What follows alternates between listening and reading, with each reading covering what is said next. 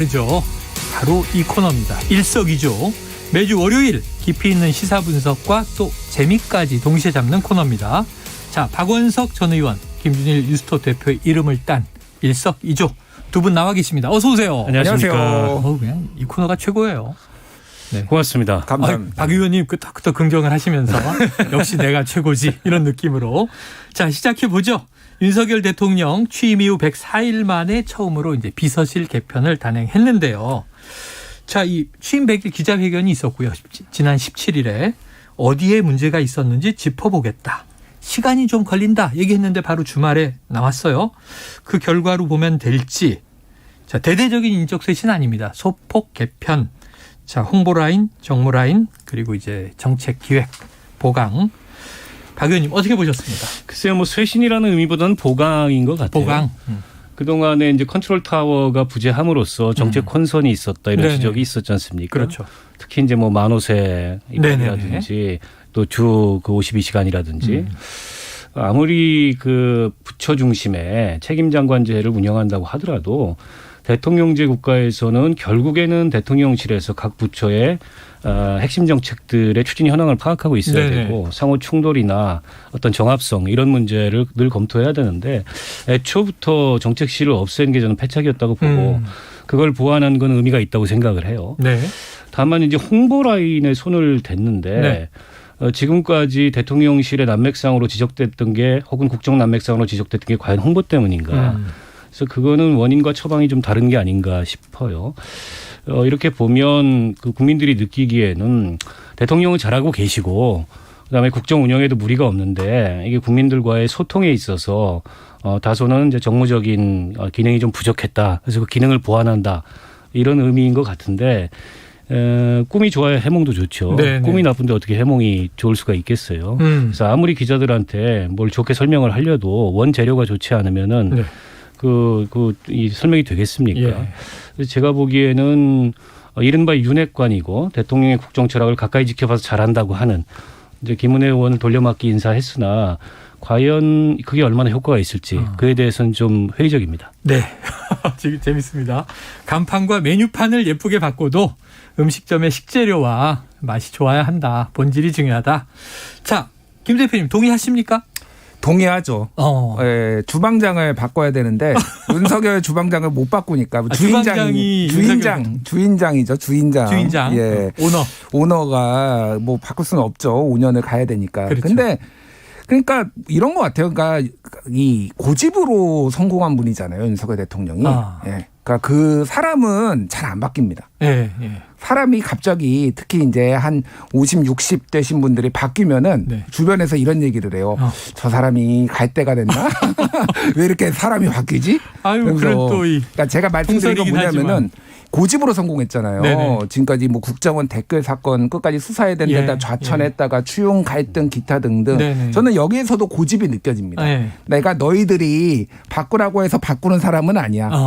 이 고집이 살짝 느껴졌어요. 네네네. 그래서 김은혜 홍보수석은 저는 뭐 훌륭하신 분이라고 생각합니다. 왜냐하면은 홍보 전문가예요. 이분이 대변인이라는 직함만 본인 얘기로 제가 저번에 한번 같이 들었는데 한 7, 8번 했대요. 왜냐면은 뭐 당 대변인 무슨 인수위 대변인 벌써 뭐 MB정부 때부터. MB정부 때는 대변인 했고 이번에 홍보수석이거든요. 네. 근데 대변인 역할도 사실상 할 거라고 지금 관측들이 나오고 그렇습니다. 있어요. 왜냐하면 강인선 대변인에 대한 평가가 좋지가 않고요. 이 기자 출신들이 기자물이 덜 빠진 채로 홍보 라인을 하면은 상당히 잡음들이 많이 나요. 대부분 다 기자 출신이 가시는데. 그런데 그러니까 기자물을 빨리 빼야 되거든요. 근데 강인선 대변인 같은 경우에는 뭐 뒷담화가 아니라 앞담화죠. 정확하게 네네네. 얘기하면은 기자들이 청와대 출입 기자들이 상당히 싫어했대요. 예, 너무 고압적이고 선배 노릇을 하려고 한다 네네네. 이런 평가들이 있어요. 근데 김은혜 홍보수석은 그런 부분에 있어서는 상당히 잘할 거예요. 유연성이 있죠. 그 김은혜 의원이 이제 정무적으로 좀 유연한 사람이잖아요. 그리고 국회의원 선수는 뭐 초선밖에 안 되지만 네네. 과거에 이제 대변인직을 당에서고 청와대에서고 오랫동안 맡았기 때문에 지금보다는 좀 나아질 거라고 봅니다. 그리고 저는 이 인사를 보면서 2013년도 박근혜 정부 시절에 이정현 홍보수석 모델이 떠올랐어요. 네네네. 그때 이제 비서실장 포함해 수석들 며칠 교체를 하면서 원래 정무수석이었던 네, 맞아요. 이정현 의원을 홍보수석으로. 그 전에 이제 대변인이 미국 가서 사고 쳤잖아요. 큰 사고를 친 이후에 기억납니다. 대변인이 대변인이 있었어요. 김행 대변인이 있었는데 여성 남성 대변인이 있었죠. 근데 사실상 백브리핑까지 거의 다 홍보수석이 도맡아서 한 6개월 정도 그립을 세게 잡고 나서 네. 그다음에 후임 대변인을 임명했던 그 네. 프로세스가 있었거든요. 지금 아마 김은혜 홍보수석을 임명한 그 배경에는 이제 그 모델을 좀 참고하는 게 아닌가 싶어요. 네. 그래서 실질적인 대변인 역할까지 한동안 하겠다. 네. 그리고 강인센 대변인은 지금은 어쨌든 아직 뭐 새로운 발령이 안 났는데 뭐 일각에서는 외신 대변인으로 이동할 거다. 네네. 이런 설도 나와요. 그렇죠. 뭐 지켜봐야 되겠습니다만. 그래서 후임 대변인이 임명되고 이른바 청와대 이제 공보 메시지 특히 이제 기자들하고 직접 상대하는 그 측면의 홍보가 안정될 때까지는 김은혜 홍보수석이 그립을 세게 잡는 네. 그런 모델을 생각하는 게 아닌가 싶습니다. 굉장히 강력하게 이정현 홍보수석 모델이다. 박근혜 정부도 이런 얘기까지 해주셨고 또 유연성도 있고 능력도 있다. 분명히 홍보에선 잘할 것이다. 근데 이정현 모델이라고 하기에는 그때 세월호 때 또 좀 이제 이 불미스러운 사건들이 있었지 않습니까? 바로 여기 KBS 네. 보도국장한테 전화를 걸어서 외압 보도 전문 채널도 있었고요. 예, 뭐 이런 논란들이 있었죠. 그런데 과유불급이었던 거죠, 그게. 네네. 예, 과유불급인 건 맞는데 정말 지금 태풍이 지금 네. 윈터 이스 커밍 태풍이 지금 뭐 예고되고 있는데 제가 들은 얘기인데 뭐 이제 채널 관련해서는 지금 정치 프로그램을 대대적으로 없애는 거를 지금 얘기가 나오고 있어요. 예. 그래서 그거가 이제 추정키로는 정치 얘기를 많이 해봤자 지지율에 도움이 안 된다라고 해서 약간의 우회적 압력이 있었던 거 아니냐 이런 지금 얘기들이 나오고 있거든요.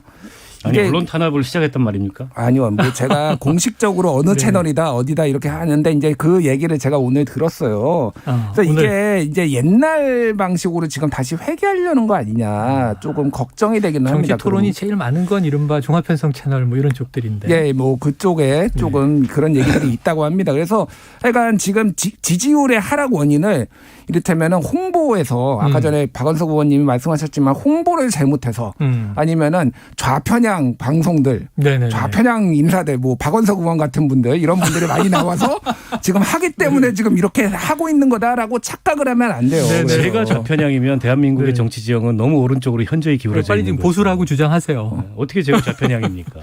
보수에서 조금 좋아하시더라고요. 합리적인 진보. 합리적인 진보다. 좌편향 아니다.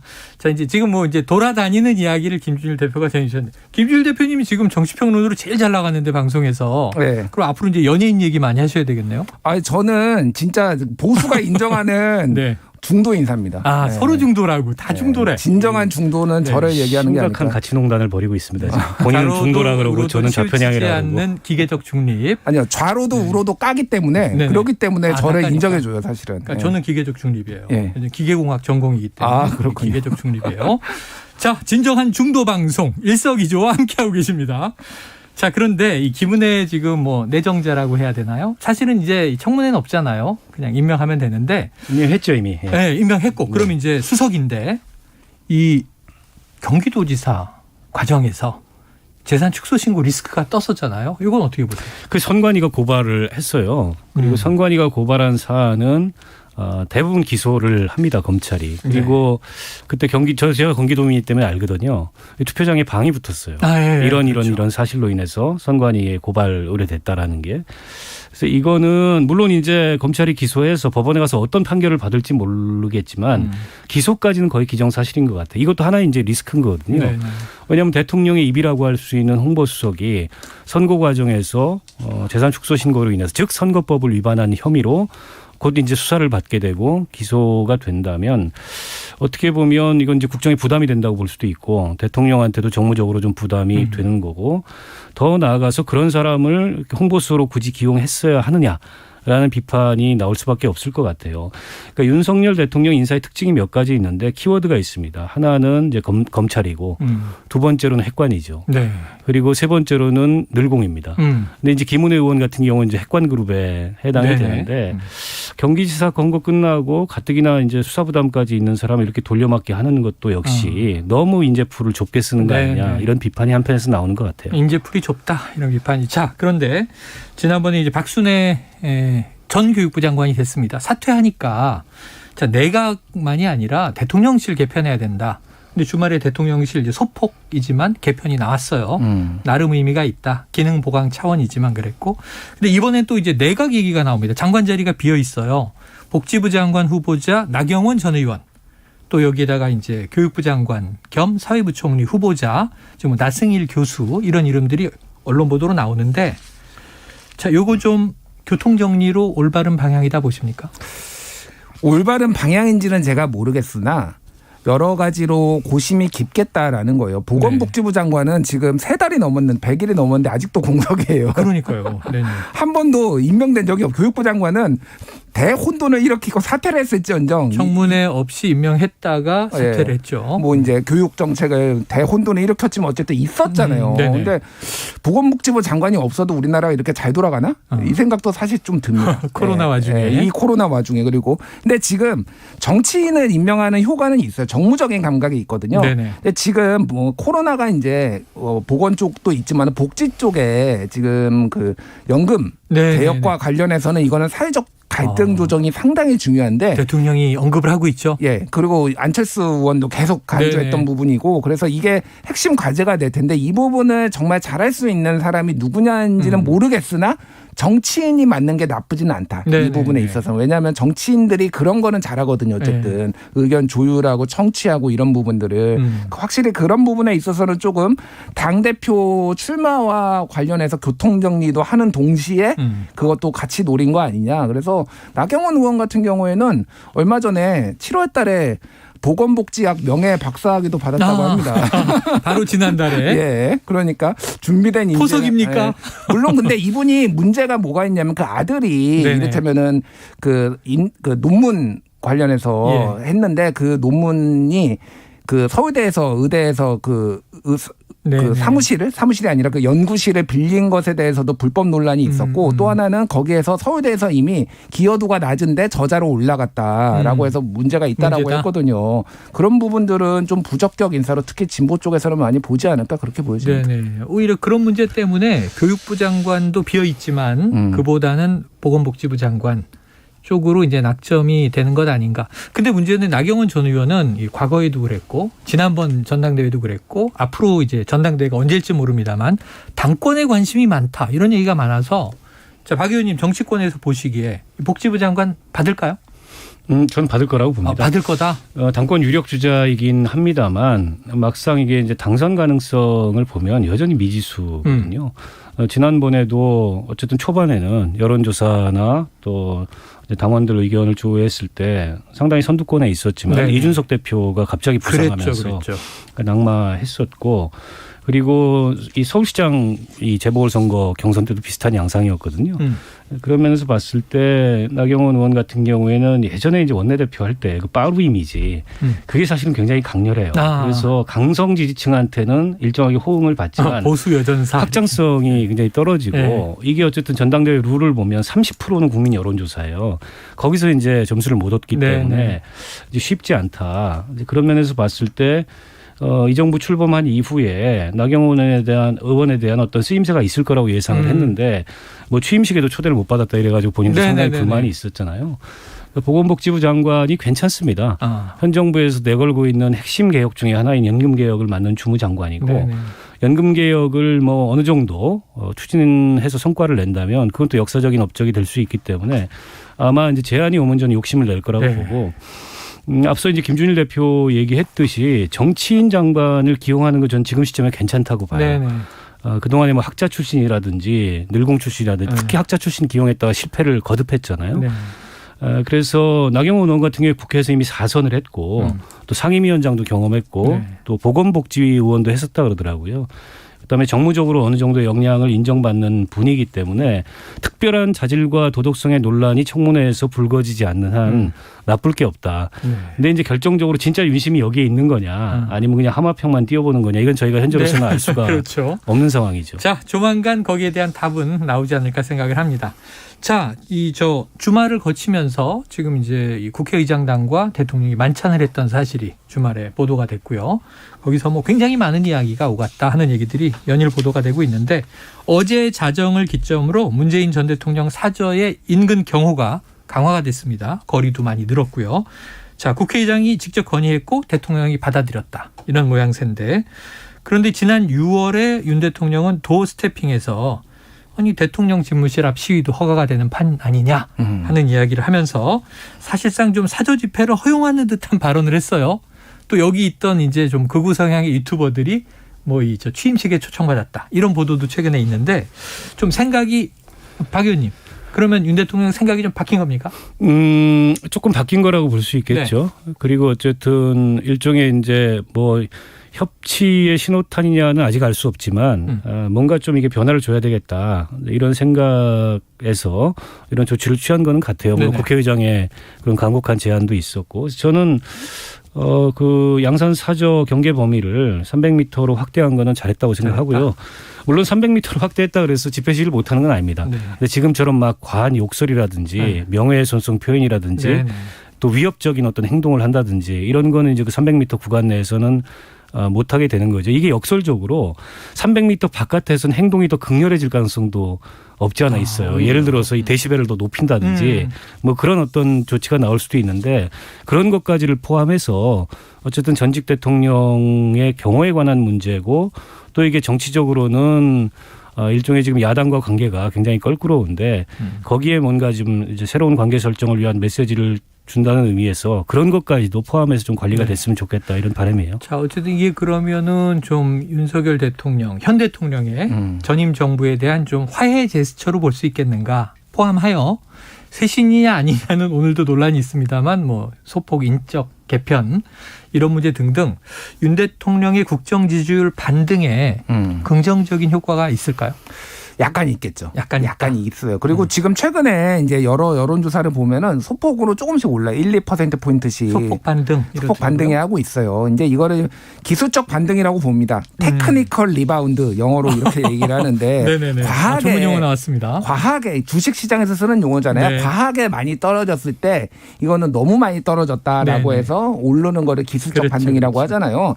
사실 이거 지금 최근에 그 여러 여론조사를 보면은 어디가 올랐느냐 보면은 70대 이상이 올랐습니다. 네네네. 60대, 70대가 지지층이죠. 올랐어요. 지지층이 한마디로 얘기하면 결집한다. 우리가 너무 윤석열 많이 때렸어. 그만 때리자라고 하면서 네, 이제 보호해주자라고 하는 거예요. 그러니까 이거는 기술적 반등이 맞고요. 그렇다고 본다면 중도층에서 올랐느냐 네네. 그거 아니거든요. 그건 20대는 아니다? 지금 최악의 20대 특히.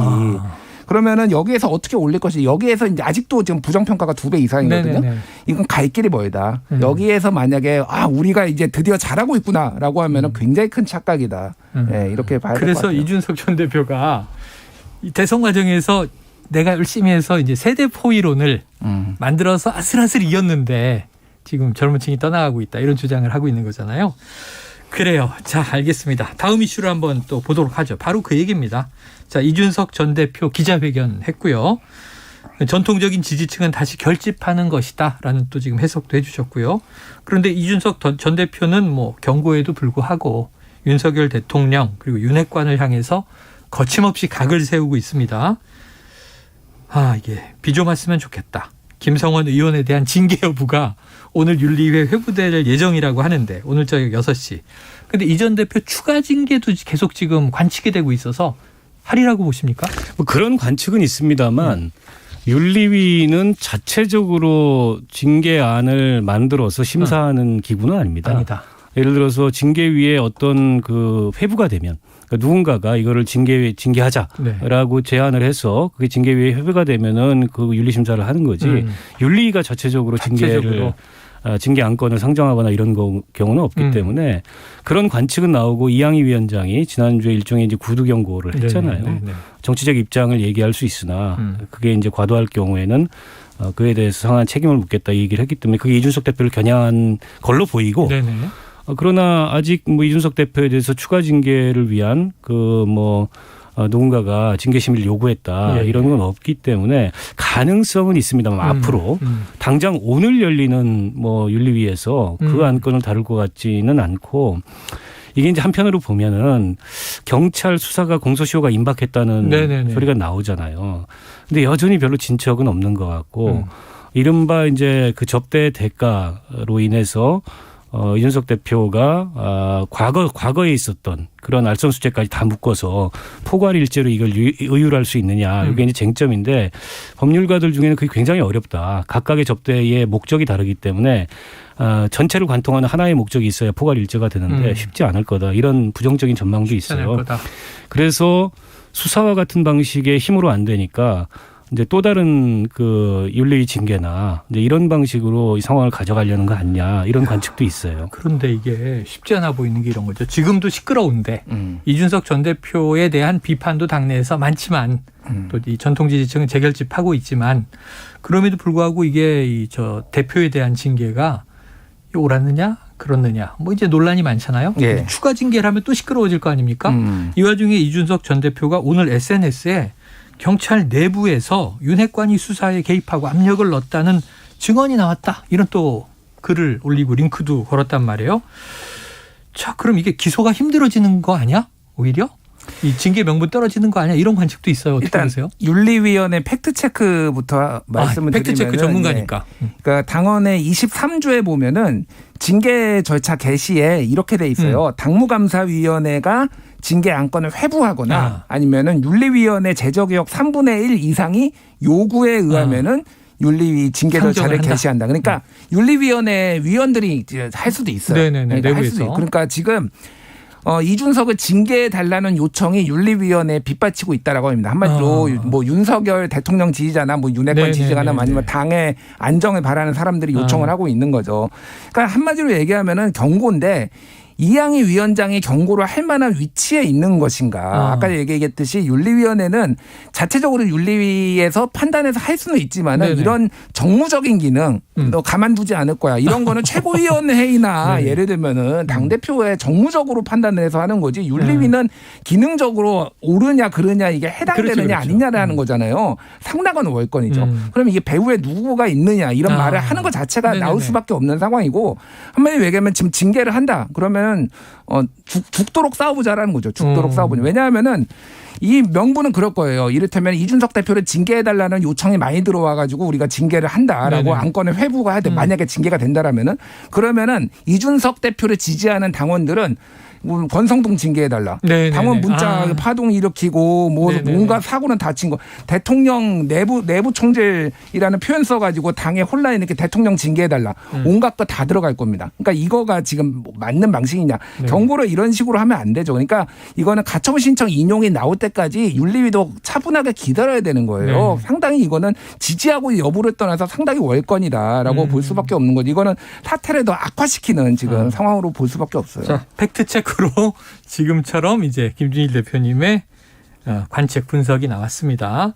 자, 그런데 이 일이 다 왜 벌어진 것이냐. 결국은 좀 당권을 새로 세워서 가자는 과정이었잖아요. 비대위가 출범한 것도 그렇고.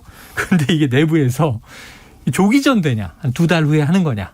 근데 주호영 비대위원장이 딱 들어서니까 아유 그렇게 안 돼요. 6개월 이상은 필요해요.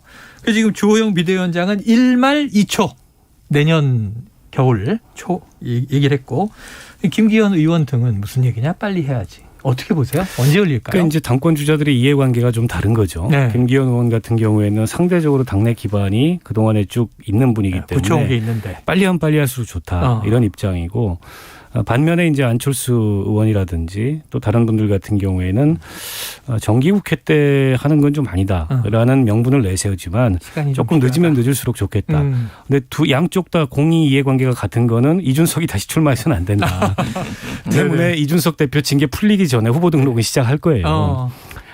저는 아마 정기국회를 앞두고 더군다나 첫 임기에 대통령 임기 첫 해를 맞는 국정감사는 여당이 방어해야 될 게 많아요. 게다가 국회 의석 구조가 뭐 여당이 압도적인 모르겠는데 여소야 되지 않습니까?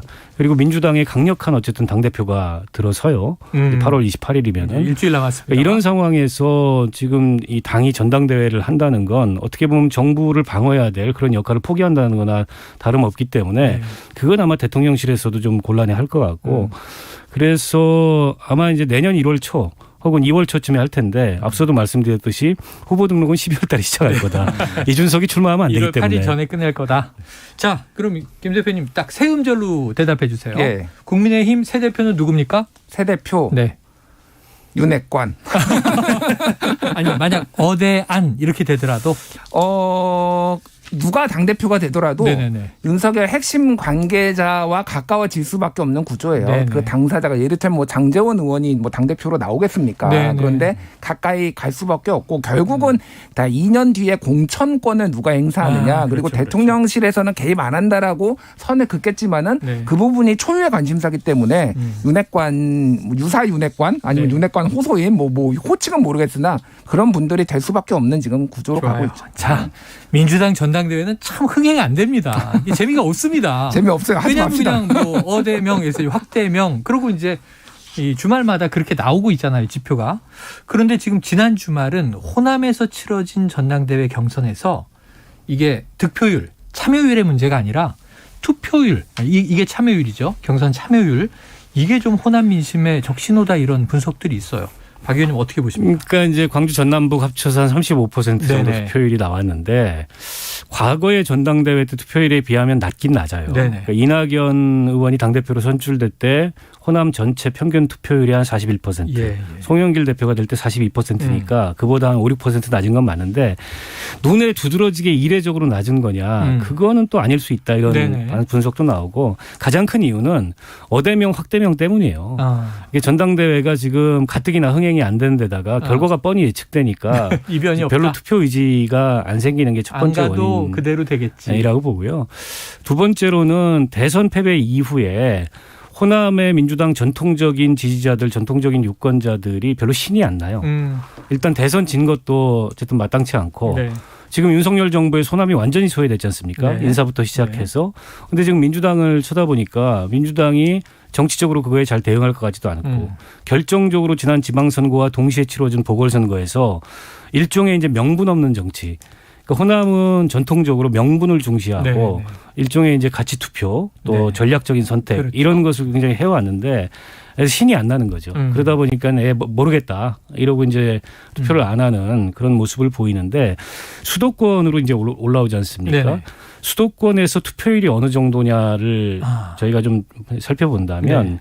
호남 유권자들의 그런 이번에 이제 저조한 투표율이 왜냐하면 수도권에 영향을 많이 미쳐요. 왜냐하면 호남 출향민들도 많고 하기 때문에 어떤 거냐를 조금 더 구체적으로 들여다볼 수 있지 않을까 싶습니다. 그래요. 한번 이제 수도권까지 오는 주말 지켜보고. 자, 그럼 김유일 대표님 네. 끝으로 요거 하나 좀 분석해 주세요.